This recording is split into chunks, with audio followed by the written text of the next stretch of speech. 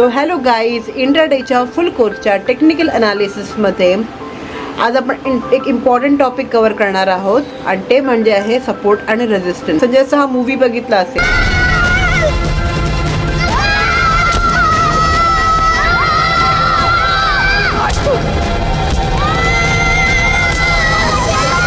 आता हा जो मुलगा जो फांदीला पकडून उभा आहे, आता ती फांदी त्याची काय झाली आहे, सपोर्ट झाली आहे. आता ती फांदी त्याला काय करताय, खाली पडू देत नाही, म्हणजे त्याची एक सपोर्ट सिस्टम झाली.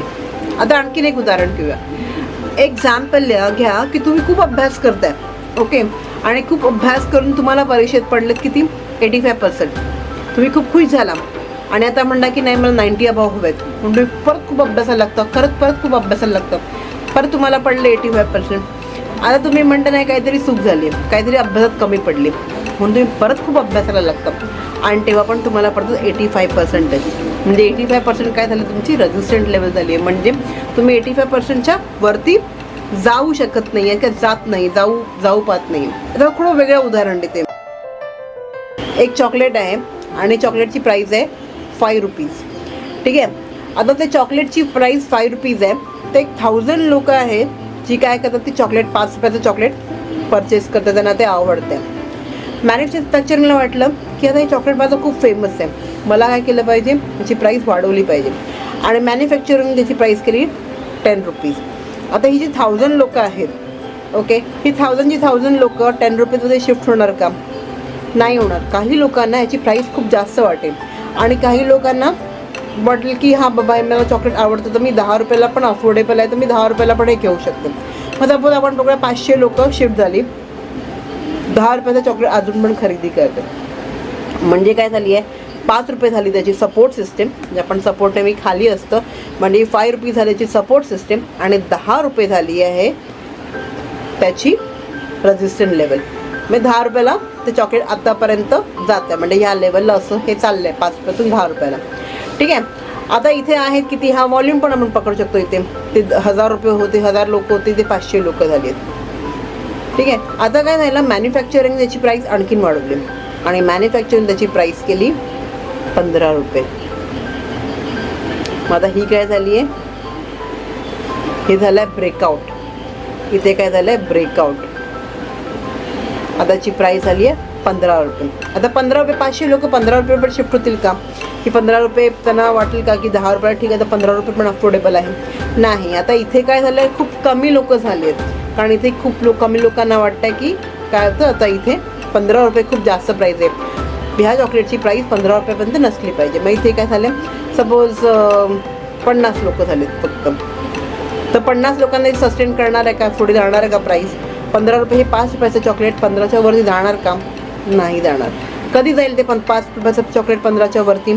जेव्हा खूप चॉकलेट्स, कोका पावडर सगळं महाग होईल, साखर महाग होईल, या सगळ्या गोष्टी जेव्हा महाग व्हायला लागतील, तेव्हा ते मे बी 5 रुपयाचं चॉकलेट 15च्या वरती जाऊ शकतं. तोपर्यंत ही आता कुठल्या रेंजमध्ये फिरते चॉकलेट, 5 to 15 या रेंजमध्ये फिरते चॉकलेट, ओके. आणि हीच आहे सपोर्ट आणि रेजिस्टंट लेवल, ठीक आहे. एवढं कळलं आहे. आता आपण पुढे चार्टमध्ये कसं होतं, चार्टमध्ये कसं दिसतं त्याच्याने करून जाऊया. चला पुढे. चिप्सची प्राइस 5 रुपये, 10 रुपये, 15 रुपये लोकांना चांगली किंवा खराब वाटली. तसंच स्टॉकचं प्राइस, इंडेक्सचं प्राइस सर्टन पॉईंट वरती लोकांना चांगलं किंवा खराब वाटतं. चॉकलेटची प्राइस वर्षातून, 2 वर्षातून किंवा कधीच नाही चेंज होत, तर मार्केट हे सेकंड्स मध्ये चेंज होतं. आता आपल्या समोर एक शेअरचा चार्ट आहे. आपण आता अजून बँक निफ्टीवरती नाही शिफ्ट झालोय, कारण सपोर्ट आणि रेजिस्टन्स सर्व ठिकाणी सेमच असतं. आता आपण एकदम कन्सेप्ट क्लिअर करूया. आता आपण हे नॉर्मली कसं वर्क करतं ते बघणार, त्याच्यानंतर आपण रिअल मार्केटमध्ये आपण कसं वर्क करणार आपण ते पण बघणार आहोत. आता तुम्ही हा चार्ट बघताय, आता चार्ट मध्ये तुम्हाला असं कुठे दिसतंय की हे लेवल वरती अडकलाय किंवा परत बाउन्स बॅक करतोय, जसं हा एरिया. आता ह्या एरियामध्ये तुम्हाला वाटतंय का बाउन्स बॅक घेतोय परत वरती? आता ही प्राइस काय, 1360. आता इथे काय झालंय, इथे खाली आलाय, परत बाउन्स झालाय, परत खाली आलाय, परत बाउन्स बॅक वरती झालाय, आणि त्यानंतर हा वरती गेलाय, इथे परत एकदा ह्या लाईनला टच झालाय आणि परत वरती गेलाय आणि परत इथपर्यंत आलाय, परत त्याने सपोर्ट घेतलाय, 1 2 3 वेळा सपोर्ट घेतलाय आणि इथे 4थ्या वेळाने ब्रेक केलं आणि ब्रेक केल्यानंतर परत काय होलं, त्याच लाईन वरती तो ट्रेड करतोय. फक्त ह्या एरियामध्ये बघा की ह्या एरियामध्ये होतंय काय, या एरियामध्ये होतं काय की ह्या एरियामध्ये प्राइस रिॲक्ट करते, म्हणजे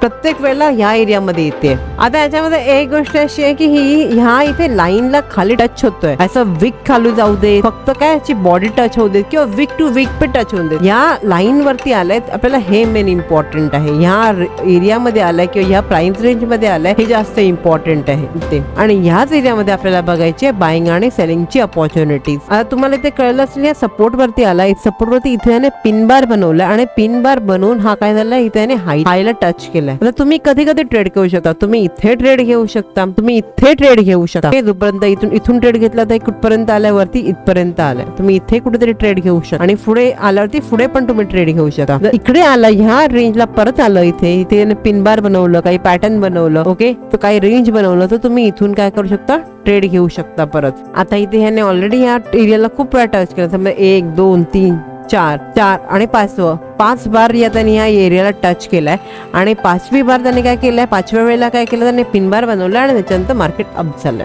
आता हा त्याला सपोर्टचा कॉन्सेप्ट म्हणजे सिम्पल आहे की त्या रेंज वरती प्राइस 2 वेळा या 3 वेळा टच झाली पाहिजे. म्हणजे जेव्हा तुम्ही एक लाईन हे करता, ड्रॉ करता, त्या लाईनला 2 किंवा त्या कॅन्डलचं low point may be weak असू शकतो, मे बी कॅन्डल असू शकते, कॅन्डलची बॉडी असू शकते, पण ती 2 किंवा 3 वेळा ऍटलीस्ट टच झाली पाहिजे, तरच काय ती मानली जाईल, ती सपोर्ट लाईन मानली जाईल. आता रेजिस्टंट पण तुम्हाला एका फटक्यात मला लगेच कळेल, असं सपोर्ट कळेल, असं रेजिस्टंट पण कळेल. आता तुम्हाला रेजिस्टंट पण कळेल, एक बार इथे टच केलं, दुसरी बार तिकडे टच केलं, तिसरी बार इथे टच केलं, चौथी बार इथे टच केलं आणि 5व्या वेळेला काय केलं, तो टच करून वरती गेली आहे.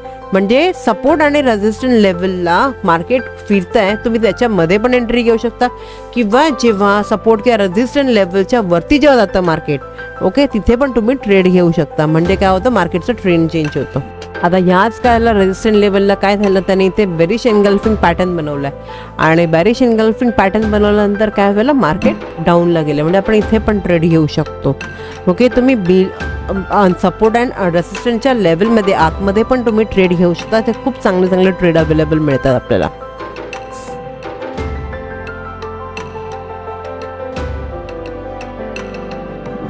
सपोर्ट रेजिस्टन्सचा सब तेवढाच कॉन्सेप्ट असतं की ते खूप वेळा येऊन त्या सर्टन पॉईंटला किंवा त्या सर्टन लाईनवरती जो तुम्हाला फक्त ड्रॉ करता आली पाहिजे, ओके, त्या लाईनला ते खूप वेळा 2 किंवा 3 वेळा 4 वेळा मे बी ते टच करतात आणि त्याच्यानंतर काय होतं, त्याच्यानंतर ते ब्रेक केलं जातं.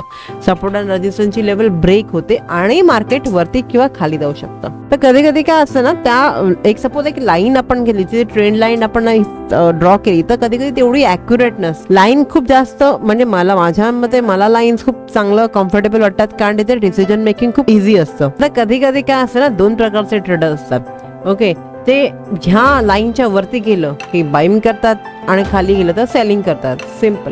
पण असं नसतं इकडे. ऍक्च्युली ही जी लाईन असते सपोर्ट, ही जी सपोर्ट किंवा रेजिस्टन्सची लाईन असते, ह्या साईडला काय ना, ही ज्या लाईन्स हे ते ब्रेकआउट होतं, ह्याला काय म्हणतात, ब्रेकआउट होणं. म्हणजे ही लाईन काय केली, ब्रेक केली आहे, ब्रेकआउट. पण इथे काय होतं, फेक ब्रेकआउटचे पण चान्सेस खूप असतात. त्यामुळे असं नाही की वरती गेलं की ट्रेड घेणार आणि खाली गेलं की ट्रेड घेणार नाही. इथेच सपोर्ट अँड रेजिस्टन्सलाच खूप जास्त फेक ब्रेकआउट येतात.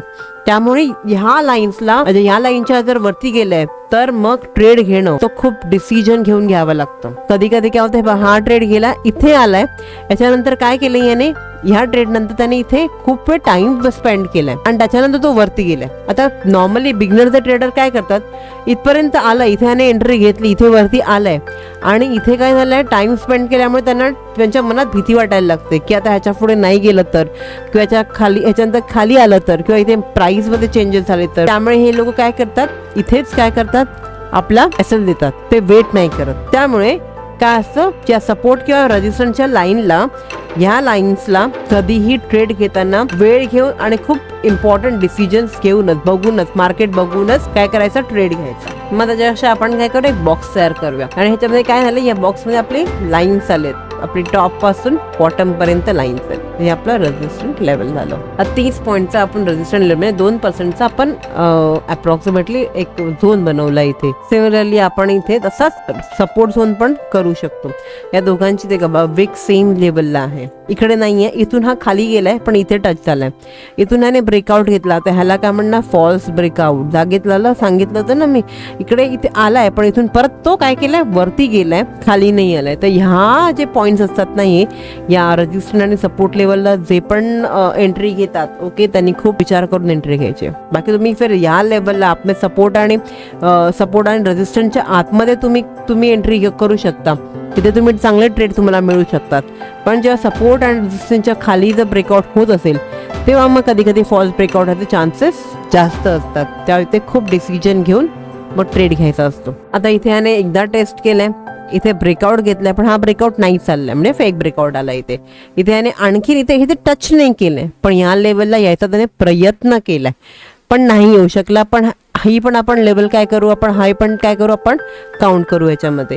इथे पण टच झालाय ओके, म्हणजे हे किती वेळा एक ते ब्रेकआउट काउंट नाही करणार, 1 2 3, तर 3 वेळा हा काय झाला या सपोर्ट लेवलला टच करून मार्केट वरती गेला. आता या फेक ब्रेकआउटमध्ये तुम्हाला एक छोटासा तुम्ही ट्रेड घेऊ शकत होता, पण इथपर्यंत आपण ट्रेड घेऊ शकतो, म्हणजे छोटा ट्रेड स्कॅल्पिंग म्हणतो ना आपण, हे छोटा स्कॅल्प झाला होऊ शकला असतो. इथे एवढा आपण एसएल घेतला असता आणि इथून एवढंच काय, पण मोठा जर ट्रेडसाठी तुम्ही वेट करत बसला असता तर मोठा ट्रेड काय होणार आहे इथे नाही झाला, तुम्हाला इथे एसएल हिट झाला असता इथे तुमचा, समजलं. त्यामुळे इथे हा फॉल्स ब्रेकआउट पण इथे होऊ शकतो. छोटा स्कॅल्पिंग ट्रेड तुम्ही घेऊ शकता या ठिकाणी, पण मोठा ट्रेडसाठी तुम्ही इथे या लेवलला नाही वापरू शकता, याला फॉल्स ब्रेकआउट म्हणतात. आता परत काय झालंय इथे की इथून ब्रेकडाऊन केलंय, इथून परत वरती गेलाय, परत खाली याचा प्रयत्न केला पण ह्या लेवलला नाही येऊ शकला, तो परत वरती गेला इकडून. अशा झोन्स मध्ये आपल्याला डिसाईड करायचं असतं की आपल्याला नॉर्मली आपल्याला काय डिसिजन्स घ्यायचं. आता आपण नॉर्मली इंडेक्स मध्ये ट्रेड करून इंडेक्स मध्ये सपोर्ट आणि रेजिस्टन्स कुठे आहे ते बघ चेक करूया. आता आपण 1 डे वरती बघूया की डेली चार्ट वरती याचा सपोर्ट आणि रेजिस्टन्स कसा बनतोय. आता एका नजरेमध्ये म्हणजे इथून इथपर्यंत म्हणजे केवढा मोठा सपोर्ट झालाय हा, आणि इथे किती वेळा टच झाला, 1 वेळा 2 वेळा 3 वेळा टच झाला हा. आणि ह्याच लाईन मध्ये त्याने एका वेळेला काय दिलं होतं, एका वेळेला ब्रेकआउट दिलं होतं है ना, हे बघा चेक केलं ते ब्रेकआउट दिलं होतं. जर आपण आणखीन स्ट्रेच केलं तर त्याच्यापेक्षा आपण एक लाईन ड्रॉ करूया. इथे टच नाही करत, तुम्ही म्हणाला इथे तर टच नाही करत आहे, पण टच नाही केलं तरी काय फेअर इनफ, काही प्रॉब्लेम नाहीये. पण ह्या साईडला तो यायचा प्रयत्न करतोय, इथपर्यंत तो यायचा प्रयत्न करतोय. आता ही सपोर्ट लाईन होती, कुणाची सपोर्ट लाईन होती, तर ही सपोर्ट लाईन होती आणि ही झाली यांची रेजिस्टन्स लाईन. तर कधी कधी कोणाची सपोर्ट लाईन कोणाची रेजिस्टन्स लाईन होऊ शकते. जसं पाठी ह्याची सपोर्ट लाईन ह्याची रेजिस्टन्स लाईन झाली आहे. मार्केटमध्ये तुम्हाला कधीच परफेक्ट लाईन्स नाही मिळणार. परफेक्ट तुम्हाला म्हणा की एकाच लाईन मध्ये आलं पाहिजे, तिन्ही हे एकाच ठिकाणी टच झालं पाहिजे, नाही असं ना. तुम्ही जर गुगलमध्ये सर्च करत बघितलं तर गुगलमध्ये तुम्हाला लाईन्स मिळेल, ही वाली. अशी मार्केटमध्ये आपल्याला लाईन मिळते का, नाही. अशी मार्केटमध्ये लाईन कधी मिळत नाही. हे जर असं पॅटर्न असतं ना तर या पॅटर्न मध्ये नाही मिळत, एक्झॅक्टली डाऊन डाऊन डाऊन असं नाही मिळत, कुठेतरी कमी जास्त असंच. आता ह्या लाईन वरून टच होऊन हे वरती चाललंय, हे असं नाही मिळत. म्हणजे मिळतं कधी कधी, पण एकदम प्रिसाइसली असं एकदम 100% असं नसतं कधी मार्केटमध्ये. ते तुम्हाला शोधावं लागतं, थोडंसं वरती जाणार, थोडंसं खाली जाणार, त्याला आपल्याला मेंटली मॅनेज करावंच लागेल. आता इथे बघा, इथे सपोर्टला येऊन इथे खाली त्याने ब्रेकडाऊन दिलं, इथलं इथे ड्रॉ केलं होतं, इथे ब्रेकडाऊन मिळालं आपल्याला. पण काय पुढे पण जास्त लाईन मध्ये खाली नाही गेलाय, फेक ब्रेकआउट आहे, हे सगळे फेक ब्रेकआउट झाले. इथे परत वरती गेलाय मार्केट इथे. तर हे तुम्हाला सगळं रिअल मार्केटमध्ये तुम्हाला बघायला मिळेल. आता पहिल्यांदा काय होतं, पहिल्यांदा हे रेजिस्टंट होतं, म्हणजे हा एरिया जो होता ह्या एरियावरती लोकांना वाटत होतं की नाही हे इथे खूप महाग प्राइस आहे, म्हणून लोक इथे वरती यायला लगेच विकत होते. प्राइस खाली म्हणजे प्राइस खाली परत जात होती, परत खाली प्राइस झाल्यावरती परत विकत घेत होते, परत खाली जात होती प्राइस. इथे खूप खाली मोठा ब्रेकडाऊन आला इथे खाली, बघितलं इथपर्यंत मग एवढीपर्यंत खाली काय झालीये मार्केट इथे गेलीये. आणि त्याच्यानंतर बघितलं इकडे परत ब्रेकआउट झालाय, आणि आता ही जी रेजिस्टन्स लाईन झाली इकडे काय झाली, सपोर्ट लाईन झाली. म्हणजे इथून काय झालं, मार्केट आता ह्या लेवल वरती फिरते. रेजिस्टन्स लाईन कधीही सपोर्ट लाईन होऊ शकते. बघितलं, सपोर्ट आणि रेजिस्टन्स लेवल एवढं इम्पॉर्टंट असतं, कारण आता याच प्राइस वरती ते मार्केट फिरतंय. तुम्हाला एकदम क्लीन ड्रॉ करायचं असेल तर तुम्ही झूम इन पण करू शकता, कधी कधी बॉडी पण टच करू शकतो आपण, विक पण टच करू शकतो. असं डिपेंड नाहीये की बॉडी टच झाली किंवा विकच टच झाला, असं नाहीये. आता इथे बघा, इथे विक्स मॅच होतात दोन्ही पण इथे काय केलं, 2 वेळा इथे बॉडी टच केली आहे. मग असं काही नसतं की बॉडी टच झाली पाहिजे किंवा विक टच झालं पाहिजे. त्या लेवल पर्यंत पोहोचताय तेवढंच खूप इम्पॉर्टंट आहे. आता तुम्हाला फक्त काय काय विचार करायचा आहे मार्केटमध्ये ते तुम्हाला सांगते. तुम्हाला फक्त चेक करायचं आहे की या लोएस्ट विक कुठे तयार झाली आहे, आणि हे बघायचं की टॉप मोस्ट किंवा बॉटम मोस्ट क्लोजिंग कुठे झालीये, तर टॉप मोस्ट ओपनिंग कुठे झाली, इकडे झाली आहे, ही काय ही क्लोजिंग आहे. तर काय झालं, हा आपण एरिया आज एकदम स्ट्रॉंग रेजिस्टंट म्हणून यूज करू शकतो. आता इथे बघा, इथे या दोन्ही वेळेला याच लेवलला तरी ओपनिंग आणि क्लोजिंग दिली आहे. आपण थोडं खाली पण ड्रॅग करू शकतो. आता हे डिपेंड आहे की तुम्हाला किती रिस्क घ्यायची आहे. तर तुम्हाला एकदम हाय रिस्क घ्यायची आहे तर तुम्ही ह्या लेवलला, या लाईनला तुम्ही कन्सिडर करू शकता. आणि जर तुम्हाला सेफ खेळायचं आहे तर तुम्ही झोनला कन्सिडर करू शकता. आता इथे तुम्ही बघितलं तर इथे काय केलंय, सपोर्ट इथे बनवलं ह्याने. म्हणजे काय, लोकांनी ट्राय केलं की ह्याच्या खाली यायचा, पण ह्या लाईनला काय झालं, सस्टेन झालंय मार्केट. हे बघा, इथे बघितलं मार्केट सस्टेन झालंय. थोडी वीक खाली गेली तरी काही प्रॉब्लेम नाही, काही इश्यू नाही. ते बायर्सला वाटतंय की ही जी प्राइस आहे ना, ही खूप चांगली प्राइस आहे. मी या प्राइस वरून काय होतंय, वरती येते. मार्केट याच लाईनला आहे, इथे ह्याच्या खाली जायचा प्रयत्नच नाही करत आहे मार्केट. म्हणजे काय होतंय, त्यांना ही प्राइस खूप चांगली प्राइस वाटते. पुढे लाईन मध्ये फक्त हॉरिझॉन्टल आणि व्हर्टिकल लाईन मध्ये नसतात, ते ट्रेंड लाईन मध्ये पण आपण ड्रॉ करू शकतो.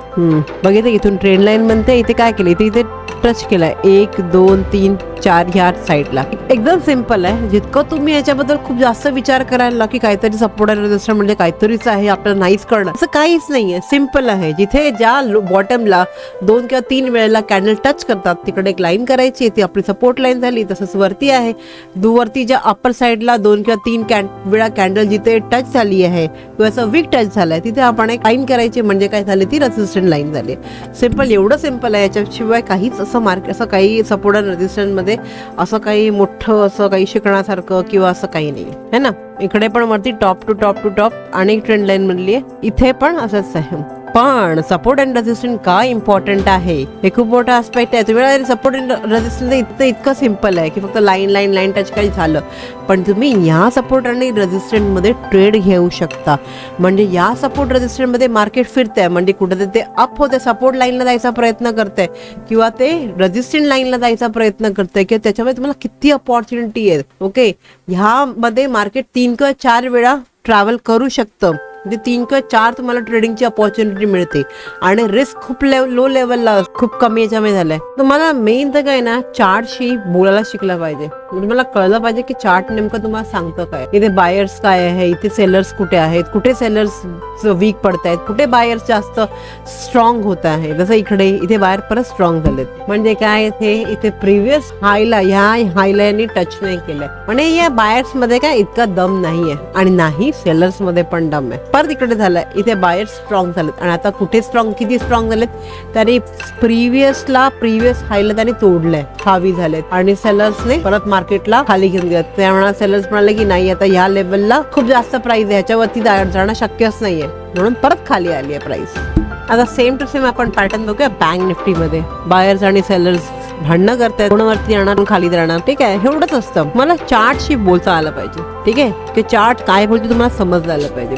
जर तुम्हाला जर आणखीन एकदम डिटेलमध्ये व्हिडिओ हवा असेल तर मी कॉमेंट करू शकता मला, आणि त्याच्याने तुम्हाला हेल्पच होईल आणखीन शिकण्याची. तोपर्यंत सपोर्ट अँड रेजिस्टन्स मध्ये एवढंच. पुढच्या व्हिडिओमध्ये आपण शिकणार आहोत प्राइस ऍक्शन काय असतं, आणि तो पण खूप मोठा आणि एक इम्पॉर्टंट टॉपिक आहे.